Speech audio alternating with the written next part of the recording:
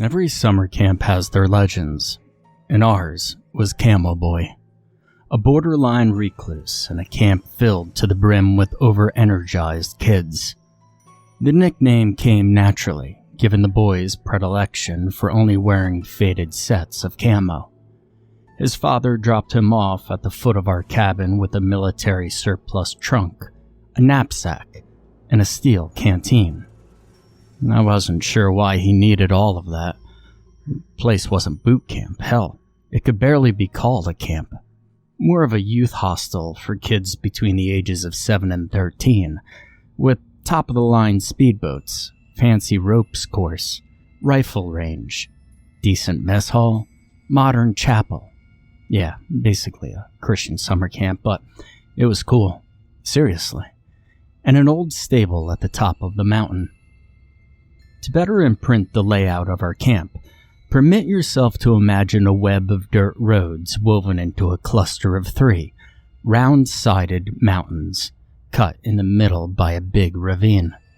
We were at the foot of the Blue Ridge Mountains in Burton, Georgia, set back in a cove on one of the gorgeous lakes in the local area. There are plenty of other people living on the lake too, many with impressive speedboats and pontoons and equally fancy boathouses. So no, it wasn't really camping, more of a supervised getaway where kids under the care of slightly older kids who'd gone through their time as campers and graduated to counselors. Everyone knew everyone, so no one minded the subtle Christian overtones professed by the camp's director, and we all had a wonderful time. It was my 3rd year there. I was 11 years old, so this was back in 2005. Camo Boy seemed to be roughly my age, but he carried himself like one of the counselors. Quieter, more serious, only mumbling to any kid that approached him.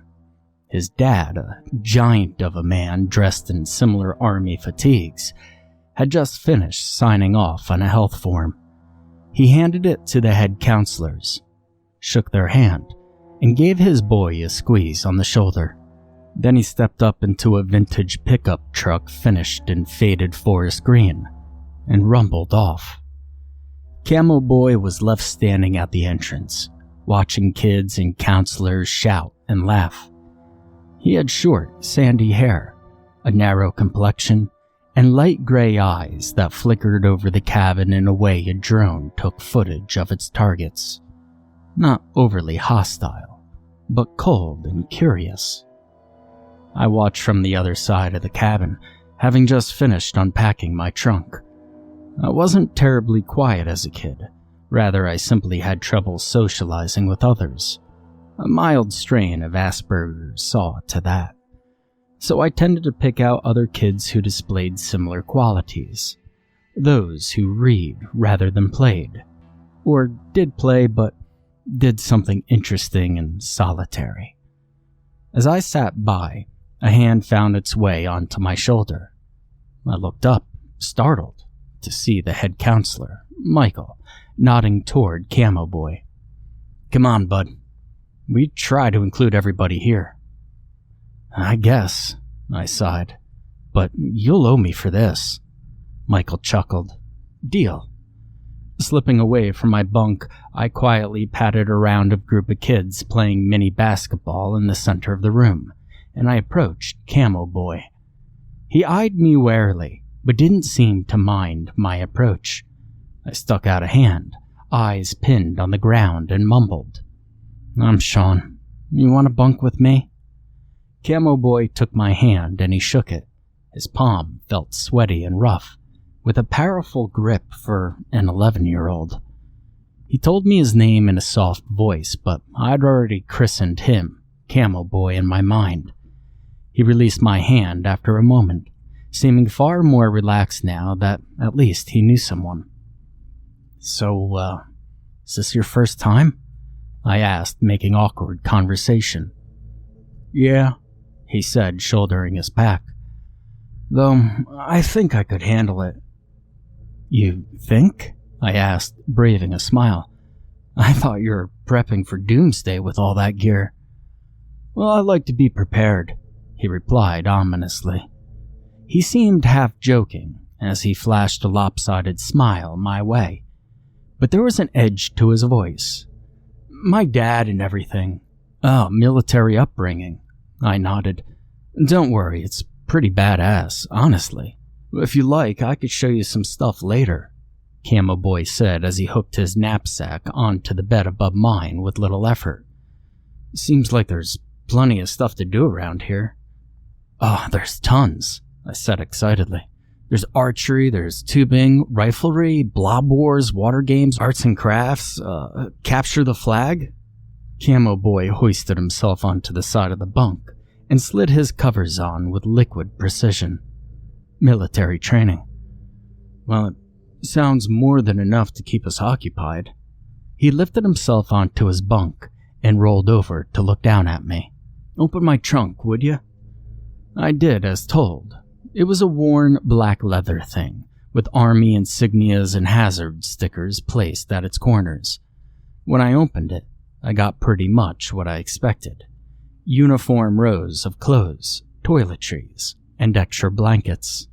I looked up at Camo Boy questioningly, and he pointed to the right corner of the trunk, where an old blanket sat. Lift it up, he said simply. Beneath, I found a massive K-bar knife, with a ribbed handle and a massive blade sheathed in an oil leather case. Pass it to me, quick. I tossed it up to him and scrambled up a moment later. That's a damn sword, I said excitedly. What do you need it for? Killing bears? Nah, Camo Boy briefly unsheathed it to reveal the black blade, worn but lethally sharp. It's an old habit. You sleep with protection. He held the blade to the light and winked at me. Only mine's not made of rubber. I didn't know what he meant, but I laughed anyway. And we spent the rest of the Sunday afternoon together, trading stories and potential activities to do the next day. When dinner was called, I went along with my new friend. No one seemed to give us a second look. I couldn't wait for the rest of the week. Not when Camo Boy's expertise could teach me so much. Dinner passed quickly. It always did the first night. Then we went to the Coliseum. It was a big concrete depression built right over the creek leading to the lake, and had night program. I explained to Camo Boy how we mixed Christian songs with regular pop music as a way to make sure the youngest of us weren't bored. He didn't seem to mind, but he also didn't join in either. For the most part, Camo Boy was silent, swaying with the music. At one point, he pointed back behind us to a dirt road that led away from the main road and up into an old wooden structure. I explained that it was the riflery range and that we could sign up for it if he wanted. He found that quite appealing. After night program, we all headed back to our cabins, simultaneously tired and energized. We selected 4 activities, or skills as the camp called them, for the next day, and I ended up doing the same ones as my new friend. Archery and riflery in the morning, horseback in the afternoon. It was a solid schedule. Back at the camp, we were all given an hour to talk and hang out before bed. Camo Boy spent it sharpening his knife, being careful to keep it out of view of the counselors. I told him I sometimes hunted with my dad and knew how to strip a bird with a knife, which he took polite interest in. He explained it was great to know that stuff, to be ready for anything, but I could learn so much more. As we slid into our beds and the counselors called lights out, I asked if he could teach me some things. He said he'd be more than happy to. Morning came in the rapid-fire style I'd grown accustomed to with camp. I assumed Camo Boy endured similar scheduling with his army background, but he seemed a bit slow to adjust. When I woke up and shook his shoulder, he sort of jumped, eyes wide and alert, with his knife in hand. I made him hide it before the counselors could see, trying to laugh it off. Come on, time for morning exercises. After that initial moment of panic, Camo Boy returned to his quiet ways. We spent about 15 minutes at the waterfront, doing exercises, but really only annoying the hell out of the rest of the lake's inhabitants with cheers, laughing, shouting, and occasionally throwing someone in. For all intents and purposes, Camo Boy was in excellent shape, doing each exercise with little difficulty, and even garnering the attention of the rest of our cabin. Before we knew it, he and our head counselor, Michael, were in a contest to see who could do more push-ups. I filtered out around 10, but Michael and Camo Boy held strong through 20, and then 30, all the way up to 50, and Camo Boy barely broke a sweat. Eventually, Michael broke and collapsed in the gravel of the waterfront amphitheater, defeated. Our cabin herded him and Camo Boy down toward the dock, jeering at our head counselor and cheering on our victorious friend. Michael, being a good sport, accepted his punishment, but at the last moment, dragged Camo Boy into the water with him. I jolted as they went under the water, seeing Camo Boy's features widen with the same fear he had when he awoke. They disappeared for a moment before resurfacing. Michael filled the air with curses, clutching at his nose as it pumped blood all over his face. Camo Boy stood in the shallow water, arms folded across his chest as he shuddered. "Oh, I'm sorry, I didn't mean to. You caught me by surprise." Michael wrapped a towel around his nose and laughed. "Don't worry, dude. You just caught me with your elbow. Good match?" He stuck out his non-bloodied hand. Reluctantly, Camo Boy took it. The rest of our cabin and all the other campers watched in fascination. When they broke apart, the bell for breakfast rang, and everyone ran for the mess hall. I stayed behind with Camo Boy, who shuddered in his soaked fatigues. We went back to our cabin while Michael went to the nurse's office and looked for dry clothes. We marched up the dirt road in silence, before I finally broke it by saying, "So, how many push-ups can you do?" He looked at me, surprised. I shrugged. Michael had said good game, so I didn't care much about the nosebleed. "Well, I don't know," he replied. "But where I come from, well, the victor don't get thrown in with the losers. It's poor sportsmanship." I regarded him as we slipped into the cabin and went to our bunk. "It was just a bit of fun, though." "Well, either way," Camo Boy said, slipping into fresh clothes and thumbing his knife for a moment. "He shouldn't have done that." I wasn't exactly sure how to reply to that, so I just said, "Well, let's just get some breakfast. You'll love the rest of the day." He didn't seem convinced, but accompanied me anyway. Breakfast passed rapidly, as did chapel time, where we did a bit of heavenly worship, and then it came time for skills. Camo Boy seemed to brighten at the mention of those. Propulsion-based activities were right up his alley. Our first skill, archery, took place on a big field set back into the mountain. We were given cheap compound bows and colorful arrows. The counselors in charge ran through the same monotonous talk about odd fletchings out. Always aim downrange, and never dry fire. All the crap I've heard before. Camo Boy didn't seem to be paying attention to them. Instead, he grinned at me and leaned on his bow. "You still want me to teach you some stuff, right?" I nodded. He grinned wider, a hint of something sinister in his gray eyes. "Well, just watch me then." The counselors, a young girl named Stacy and a slightly older boy named Travis, were distracted as they told everyone to line their shots up. Most kids could barely pull the bows back, and some couldn't even knock their arrows. Camo Boy and I were the only ones even remotely equipped. When the girl gave the command, arrows flew in every which way toward their target, slapping against the foam padding like rain. I noted Camo Boy hit center every time, releasing the arrow fluidly. When it came time to put our bows down, I didn't see him stay back, as I was too eager to see how I did. I walked up to the target, noting my arrows, and reached up to grab them. Whoomp! I cried out and stumbled back as an arrow embedded itself where my hand had been a moment prior.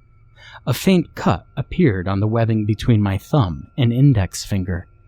I looked back at the counselors, but they were assisting the other campers in finding their own arrows. And then I looked to Camo Boy. He smiled wickedly and dropped his bow before striding over to me and yanking out the arrow. First thing you'll learn, well, you don't walk into my line of fire. He laughed. I nodded quietly, cradling my hand. No one had seen what he'd done, and if I told on him, counselors would claim it an accident. Nice shot, I muttered. I avoided walking anywhere near Camo Boy's line of fire after that, always waiting until we went to get his arrows, and followed suit. We slowly forgot about the incident after a while, and when the bell rang to signal the end of the skill, we were laughing once more. Riflery was next. As I told Camo Boy the day before, the riflery range was this rather creepy skeleton of a building, 2 stories high and stacked with musty mattresses on the second floor. 4 kids shoot at a time, but he and I were lucky enough to go first. We laid down on mattresses and shouldered our guns, once again ignoring the drone of the counselor's instructions. I simply watched Camo Boy noting the way he shouldered his weapon, relaxed his breathing, and peered down the firing range with absolute fixation. I squinted my eyes, trying to pick out what he was staring down. All I could see was a slight flicker of movement right below our targets. When the counselors finally let us fire, I watched my strange friend carefully, catching a sickening grin spread over his face as he dipped his rifle low and fired. A small flurry of movement followed by the bullet punching into the dirt seemed to widen his grin even more. I shifted uncomfortably and fired my own shot, not caring where it went. Something about that malice in his features twisted my gut. After we finished our turn, the counselors let us retrieve our targets, and this time, Camo Boy eagerly ran ahead of the other kids. He beckoned me off to the side of the targets and proudly showcased his results. A chipmunk, bucking in throes of death, a hole torn through its underbelly with shoestring intestines dribbling out of it. Nice shot, I said quietly. I was off by a bit, he replied, slowly using the heel of his boot to crush the poor thing's skull. Meant to deliver a killing blow. My father loathes suffering. I nodded in agreement with the cardinal rule of hunting. Quick, clean kills. Always. But a cold weight of dread in my stomach made me uncertain. He didn't seem to mind stamping the creature out of existence. We weren't able to shoot again in the time left for that skill. Too many others and too few guns. I didn't mind. Sounds of that chipmunk's skull still crackled in the back of my mind. When the end of the second skill came about, I was quick to forget my qualms. The next 3 hours took us through the high point of the day. Free time, lunch, and rest hour. Or craziness, refueling, and recovery, as I thought of it. Those hours passed like a blur, taking me and Camo Boy through a plentitude of activities before we wound right back on top of his bunk for rest hour. He did disappear for a short while during free time, but I'd been so preoccupied at the waterfront, I scarcely noticed. I decided to forgive him for his eccentricities throughout the morning, chalked it up to adjustment issues. And when I hoisted myself up amid the soft chattering of the other campers pretending to be quiet during rest hour, I noticed Camo Boy fiddling with something. It was small, white, and intricate, bound by string. No sense.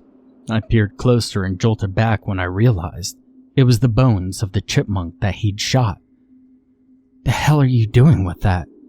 He only grinned, twirling the bones on a string. Well, I couldn't let it go to waste. I folded my legs and eyed the bones nervously. You didn't eat it, did you? Camo boy stared at me. You're funny, Sean. You know that? Of course I didn't. There's not enough meat. As before, I couldn't tell whether he was joking. He held up the bones, showing off the pearly white quality to them. There's a certain beauty to it, though. I shrugged. Bones are bones, dude. You're lucky I'm used to that kind of stuff, or you'd be in major trouble. No, not bones. Camo boy lowered the string. Death. And I know you won't tell anybody about this. I trust you. He smiled that eerie smile, making me shift uncomfortably. Well, not anymore, I promised, looking at the bones and the K-bar knife sitting between us. I imagined he could very easily do away with me in the fashion he had done away with the chipmunk. One quick slice of that knife, and I shuddered. Camo boy returned to fiddling with his bones while I watched, listening to the other kids play cards and mini basketball. Part of me deeply regretted forming whatever twisted version of a friendship this was with Camo boy, but another part stirred with intrigue. His past, his skills, his family and background. I wanted to know, but never really gained the courage to probe deeper. After rest hour, time for third and fourth skills came along. Camo boy and I had signed up for horseback riding, which I was just now remembering meant we needed to walk up a long dirt road to get to. As per usual, Camo boy had little trouble with the climb. He would have left me in the dust, sucking in breaths like a fish, but instead, he lingered to laugh and encourage me along. We reached the top a couple minutes later, sweaty and covered in dust. The barn and padlock for the horses squatted in a little clearing surrounded by trees and piles of gravel. We were surprised to find only us and one other kid had signed up, leading to a rather quick and engaging rundown of things. The counselor in charge here was far more attentive than those at archery, so Camo boy conducted himself better. Unsurprisingly, the military-raised kid showed impressive dexterity in handling his horse. He led it out into a dirt-filled paddock and briefly kneeled to attach something to his boots before mounting. I was pretty comfortable around the big animals, having ridden my fair share on trail rides and at carnivals. The other kid in our group, a timid girl with freckles and flaming red hair, required far more persuasion to even get close to her steed. So, we were left to our own devices once more. Luckily, the horses were docile, gentle creatures, used to supporting little brats all day. I rode my horse around in circles, eventually getting the gray gelding, aptly named Silver, up to a trot. In turn, Camo boy showed impressive skill with a deep brown quarter horse named Dancer. He held his boots tight against its flanks, applying gradual pressure that made the animal step like a show horse. I watched, impressed, as he took it around the paddock, making it prance fancifully. Eventually, he came up beside me, sitting erect and grinning. I looked at his horse, at the fear shining bright in Dancer's eyes, and then noticed something dark red trickling along its flanks. Blood. Again. Camo boy wore spores on his boots, which he dug deep into the rescue horse's flanks. He noticed me noticing, and only smiled wider. Control is everything, and it's not hard to control beasts, Sean. It just takes a little pain. He dug the spurs in deeper, making the horse whine in protest. Stop it, I said quietly. That horse did nothing to bother you. Camo boy regarded me with cold gray eyes. Maybe I'll dig my spurs into you someday. See how you react to pain." Now, I'm not sure what fueled my reply, but I somehow held my ground this time. "No, you won't." A glimmer of malice flickered in that kid's face, anger briefly clouding his smugness. "One beast at a time," he replied before trotting off.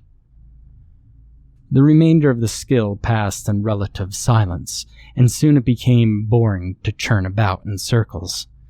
Seeing as I couldn't avoid Camo Boy, he remained at my side and nodded to the far side of the clearing, where an old cabin squatted at the edge of the tree line.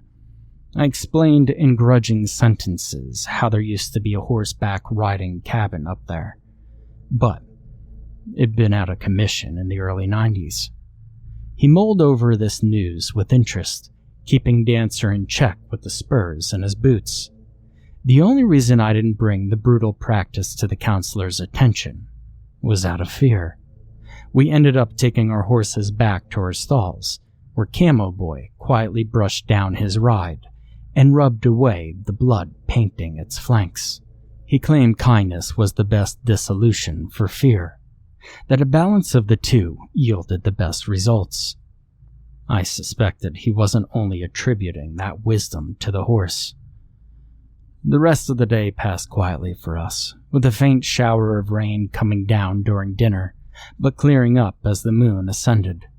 When we found our way back among the other campers, I almost began to realize what it felt to be normal for a change. Time spent in Camo Boy's company always felt elastic, stretched out and isolating. I welcomed the efforts of a couple of other boys who seemed interested in getting to know the quiet, militant kid better. To my surprise, though, Camo Boy greeted them with warmth. We spent dinner laughing and flinging food at one another, making crude jokes that only immature boys found funny, and essentially messed around like idiots. It almost made me hopeful that the first night would work out, but as with many other things, I wholly underestimated the path that night would take. That night we played a game called Capture the Counselor.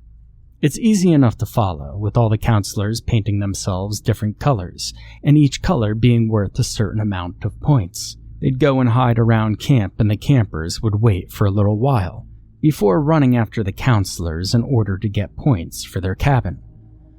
Camo Boy treated the challenge as I expected, like a military exercise. He outfitted himself in his usual garb, styling himself in leafy patterns, intercut with branches and twigs. And one small detail, one that I only seemed to notice, was he slipped his knife into his boot. When I asked him about it, he only shrugged and said something about wild animals. I didn't press the issue. So, fast forward to about 8:30 at night. The sky shot through with a streaky overcast, the Coliseum packed with overeager campers, and caches of counselors hidden all over the place. I'd already been roped into going with my new friend, and part of me actually hoped we could win this thing. Given our small numbers and his experience, perhaps he could track him down. When the whistle was blown for everyone to go, we wheeled out of there like demons, powering up the stairs and heading straight for a predetermined area, the stables.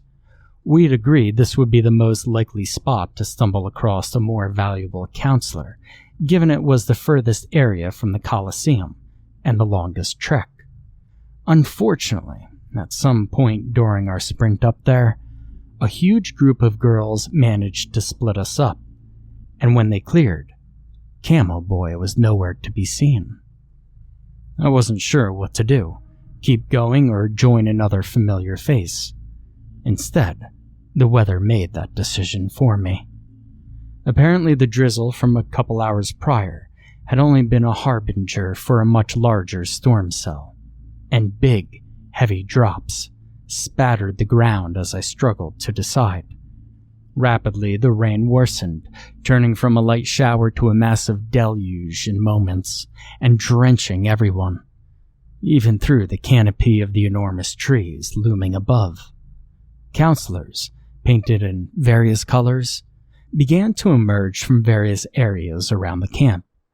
I was about halfway between the Coliseum and the stables, close to the archery field, and a group of counselors herded us back the way we came. I tried to explain to a girl painted in blue that I'd been split up from a friend, but brutal cracks of thunder coupled with the general panic of driving everyone back to shelter made it difficult.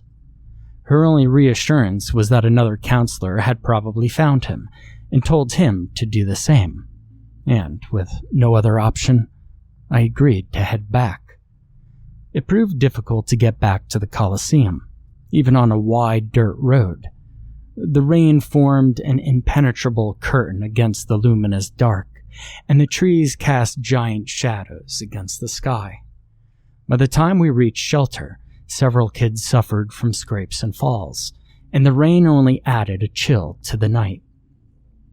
I went to sit with my cabin, watching soaked campers chatter among themselves, and counselors blotched with discolored paint do their best to keep a head count. It took some time, but eventually we all became settled. I'd been diligently counting familiar faces from the moment I sat down, but not because I was worried Camo Boy would not return.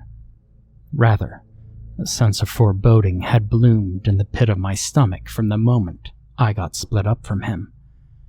I was worried other familiar faces might not return. And as the roll calls for each cabin went up, my fears were confirmed.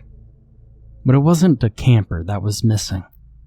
It was our head counselor, Michael. Neither he nor the strange kid who liked to blend in were anywhere to be seen. I could tell from the chatter among the staff that they were fully aware of the situation, but as rain pounded down on the tin roof covering the Coliseum, the storm reminded us any search would be futile. I tried entertaining the hope that the two had just hunkered down elsewhere, but that horrible sense of foreboding disallowed me. I was feeling queasy at this point. I stood up and walked over to one of my counselors. I told them that I wasn't feeling well and needed to go to the bathroom. In their distraction, they nodded before resuming an animated discussion on how to conduct a search in this weather. Slowly, I walked up the steps of the Coliseum and out into the rain-soaked night. Even in the pounding rain, I knew where I was headed. I knew this camp and its webbing of roads and trails intimately, even at that age. I took a deep breath, wiped my eyes clean, and made my way up to the stables. I fell twice going up. First time wasn't bad, but the second split the skin on my knee open, and a trickle of blood ran down my leg. In the cold, oppressive rain, I scarcely felt it. Instead, fear throttled any other feeling out of me. Something about approaching the ominous and unknown did that to you. An uncertainty that you knew just enough about to formulate a terrifying hypothesis, and that fear backed up by a sense of absolute dread. It was like approaching a wounded predator and hoping the beast wouldn't awaken with enough strength left to slice your guts open. A gamble, and one I had ample time to mull over and over in my mind as I stalked my way up the winding dirt road. The stables. See, that place was infinitely creepier at night. The barn, an old oblong homunculus of tattered wood, tin roofing, and looming hay bales. Then, the abandoned ramshackle cabin a little further beyond, where the wood softly grasped at it, trying to swallow it up. I shivered violently. 2 creepy buildings for the price of one. Swallowing my fear, I ventured into the barn. A dark corridor yawned before me, flanked to either side by ragged hay and saloon-style doors. I briefly imaged it to be a zoo, showcasing all the horrors of the world in one terrifying place. A soft snort from the nearest stall scared the shit out of me, but it was only Silver. His big head loomed out of the darkness, eyes large and gentle. I smiled and patted his nose, shaking quietly. He managed to calm me somewhat, but then a horrible noise from the other end of the barn shot through the tranquility. It sounded torturous. A mixture of a horse's dying scream, coupled with the hollow, echoing roar of some terrible beast. Silver jerked back from my hand, his eyes flashing white in fear. I shushed him desperately, trying to calm the pulse of my own heart, but it did little. The old horse snorted and retreated into the darkness of his stall, leaving me alone once more. Another bone-scorching bray pierced the stable, ringing off the tin roof and stabbing into my skull. Gulping down a sob, I slowly approached, praying it to only be a frightened horse. And closer and closer I crept. As I went by the other stalls, I noted not a single horse came forth. They were all huddled at the back of their quarters, collectively in terror of something at the far end. Each step brought me closer, the reins pounding only interrupted by a devastating scream from that stall. I began sobbing as I closed in, trying to fight the wave of logic and reason pulling me in the opposite direction. As I balanced on the brink of fight or flight, I steeled my nerves, and I rounded the corner of the final stall. And then I promptly screamed louder than anything humanly could. Michael stood before me, or rather was held up before me, nailed in place at the wrists and ankles. His body, painted a flaky red from the contest, was saturated with dark blood, and his pale chest heaved softly. He'd been crudely crucified against the rotting wood of the stall, but that had little to do with my scream. Dancer stared back at me through soft, gentle eyes before another horrific scream rolled out of the old horse's muzzle. Then he flopped back, his long face little more than butchered mask, skin limp and neck wrinkled, sitting atop Michael's shoulders. Dancer's body lay to one side of the stable, a ragged stump left where the head had been. Michael, in agony and nailed up, unleashed another inhuman bellow against the rain.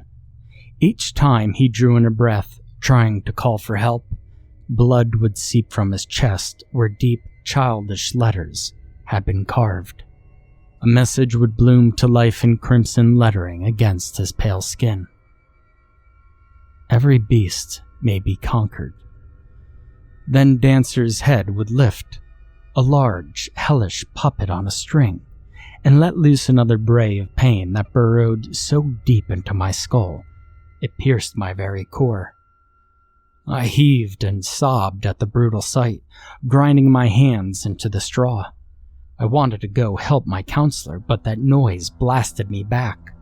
I watched streams of blood spill down Michael's chest, leeching his life out of him so that Camo Boy's lecherous message could scrape my mind. Then I heard a chuckle. It sounded from behind me, clear as ice in the roar of the rain. I turned my head slowly and finally saw him, standing just beyond the stall's door, gripping his knife in one hand, strings of blood and gore matting his hair and arms. He was smiling. I croaked out the only thing I could, no longer caring about anything else as Michael loosened one final death cry before sagging forward. Dead. Why?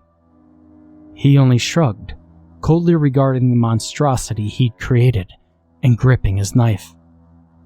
Well, because, Sean, all beasts must be conquered. I tried to teach you that today, give you access into my world, into who I am. I am what you might refer to as an equalizer. Through all the blood and shit and gore and suffering, I eradicate chaos from this world. I bring control little by little. He pointed to the abomination nailed to the wall. With others found this, well, they say it was some voodoo shit or pagan sacrifice. Then I'm terribly insane, frightfully psychotic, and entirely unmade for this world. He stepped up to me and pressed the knife's edge to my cheek. But I am made for this world. I know what I want, and I want you as my witness, to see the bodies you must tear through and the gentle souls you must rip apart to bring about control. I'll disappear soon, and you'll be the only one who ever knew just what a fucked up little friend you made. He began stepping back, out into the rain, leaving me in a state of shock and misery. And at some point you'll realize, I was entirely made for this world. Then we'll come together again. He slipped off into the night, leaving me raw and exhausted. The sight of Michael, his body butchered and Dancer's head slung over his own, no longer frightened me. Instead, it was saddening. As I slowly lost consciousness, my vision tunneled around my poor counselor, a conquered beast. No one ever found Camo Boy. See, he became a legend told around the campfire after that, a specter of many campers' imaginations, made infamous by his disquieting presence and ominous disappearance. How did the camp continue to run after this terror, you might ask? Higher powers. I awoke in the nurse's office the next morning, apparently having suffered a serious bout of pneumonia-induced exhaustion. Camo Boy wasn't stupid. He knew I'd be an uncredible witness on account of being a child and a victim of extremely stressful conditions. When he said others would see the disgusting horror show he'd created, he meant they'd see it through my eyes. My words, no matter what they were, would control everyone else's perception, whether they believed me or not. My details on what happened would incubate in the minds of disbelieving adults, which would inevitably pass on to the gossip of teenagers, and finally come to life in the wild imaginations of kids. And the infamous legend would only grow from there. Still, there was the issue of how the crucified man-horse monstrosity never got found. Well, from what I gathered, neither the body of the horse nor that of Michael was ever recovered. Just as Camo Boy had vanished, so too did a counselor and an old quarter horse. The most common hypothesis was that Camo Boy had ridden the horse out into the woods, going deep in, and Michael, who'd been reportedly hidden up near the stables during the game, had gone after him. Of course, the camp, in aid with local law enforcement, launched a massive search operation. They looked and looked, finding no evidence in the stall I'd claimed was drenched in blood. And beyond that, they never found any evidence of the missing individuals. I did witness a peculiar sight while in the nurse's office, though. A giant, craggy man built like an ox talking to a distraught couple. Later I learned that they were the parents of Camo Boy and Michael, respectively. My guess, as little as it counted for, was that Camo Boy's father might have pulled strings behind the scenes, either fueled by the same belief system his son worshipped, or simply too careful to let anyone discover just how fucked up his kid truly was. I believed he had some part in blurring a couple important details. As for Michael's parents, well, they just had to accept that their son had perished in the wake of a righteous cause, even though his true demise was so much worse. My own parents were called on account of my health and distraught condition, but the disbelief of a frantic child runs deep in the veins of adults, and they didn't want anything to do with my horrible explanations. I was scheduled to be picked up the next day from camp, and ended up spending one final night in the medical bunks. As I went to sleep, the torturous bellow from that night continued to ring through my ears, full of pain and malice, wanting to both be killed and to kill. At some point in the night, a brush of air woke me, and I found a knife embedded deep within the wood of my bunk.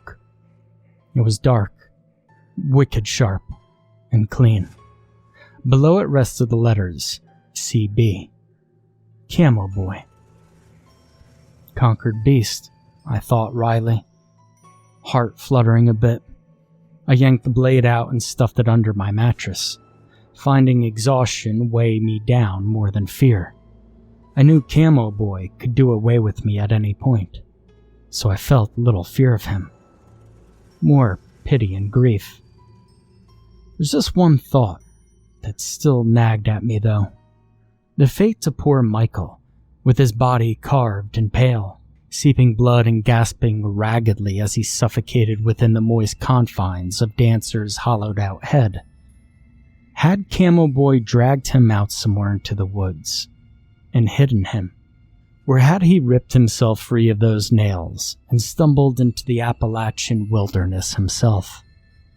I closed my eyes as another gut-wrenching bray branded my ears.